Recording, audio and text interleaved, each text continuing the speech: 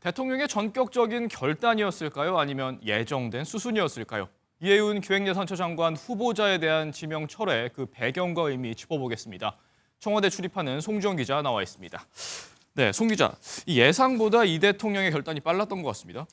네, 주말 동안 여론을 좀 지켜보겠다. 이게 오전 취재 때까지만 해도 청와대 관계자들의 대부분의 기류였습니다. 네. 오늘은 입장 표명이 없다는 거였는데요. 그런데 오후에 갑자기 홍익표 청와대 정무수석 브리핑 공지가 나왔습니다. 내용 먼저 들어보시죠. 국민적 눈높이와 도덕적 기준에 부합하지 못함으로 인해서 장관 취임까지는 이루어지지 못했습니다. 네, 이렇게 상황이 바뀐 이유는 무엇입니까? 네, 아무래도 이재명 대통령의 빠른 결단이 아닐까 싶습니다. 청와대 내부 상황을 취재해보면 어제 이 대통령에게 인사청문회 관련 여론 동향 등이 담긴 보고가 있었다고 합니다. 오전에는 청와대 정무수석실에서 민주당의 이해운 후보자에 대한 입장을 정리해서 달라고 요청을 했다고 합니다. 이런 분위기다 보니 주말인 오늘은 아무래도 어떤 결정이 나오기 어렵다는 전망이 나온 것 같습니다. 네. 그런데 예상을 깨고 오전에 이 대통령이 지명 철회 결단을 밝힌 겁니다. 네, 그렇다면 여당인 민주당의 입장도 듣지 않았다는 겁니까? 네, 아직 여당인 민주당 입장은 오지 않았다고 합니다. 청와대 핵심 관계자는 당의 입장이 오기 전에 대통령께서 결심하셨다고 밝혔습니다. 대신 국민의 여론을 판단의 근거로 삼았다는 게 청와대의 설명입니다. 하지만 당의 입장도 결국 국민 여론의 일부다 이렇게 볼 수 있는 거 아닙니까? 네, 그렇습니다. 그런데 청문회 전부터 청와대 내부 기류를 좀 취재해보면 이 후보자에게 문제가 있는 것 자체는 부인하지 않는 분위기였습니다. 네. 실제 이 대통령도 비슷한 입장을 밝힌 적이 있는데요. 직접 들어보시죠.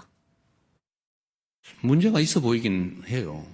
뭐 저로서도 아쉽기도 하죠. 그러나 그에 대해서 본인의 해명도 또 들어봐야 되는 거 아닌가요? 그게 공정하죠. 그럼에도 청문회로 소명 기회를 주고 혹시나 돌파구가 마련되면 지명하겠다는 입장이었는데 사실 크게 기대하는 분위기는 아니었습니다. 결국 제대로 소명이 안 됐다고 판단한 걸로 보입니다.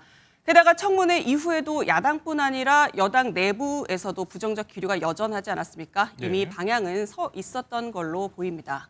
그런 만큼 굳이 이번 주 내내 이 이슈를 끌고 가는 건 실익이 없다고 판단했다는 해석이 나옵니다. 네, 끌고 가는 건 실익이 없다. 하지만 이 지명 철회 자체가 이재명 정부에 입힐 타격도 있지 않습니까? 네, 그런데 여권 내에서는 잃을 건 별로 없다. 이런 목소리가 더 무게가 실리고 있습니다. 네. 그 근거 역시 여론인데요. 청와대 내부 여론조사에서도 이해운 후보자 자체는 부적격 여론이 많고 보수 인사 지명은 긍정적 여론이 많았다고 합니다. 네. 실제로 일본 여론조사에서도 비슷한 내용이 나왔습니다. 그래서인지 청와대에서는 청문회 전부터 청문회까지는 지켜본다면서도 무리해서 강행하기는 어렵다는 말이 나왔습니다. 네, 결국 청문회를 통해서 최종 소명까지는 지켜보겠다 이런 입장이었던 것 같은데 그마저도 안 된 결정적인 장면이 있었을까요? 네, 그렇지 않아도 청와대 관계자에게 관련 질문을 좀 했었는데요. 구체적인 언급을 하는 건 조금 난처했습니다. 네. 다만 뭐 부정 청약이라든가 이 부분은 예측 가능한 장면이 아닐까 싶은데요. 한번 보시죠. 세대 수를 사실은 유지를 해야 되는 것 때문에 결혼 사실을 알리지 않았고 청약을 위해서 사실은 주택법 위반입니다.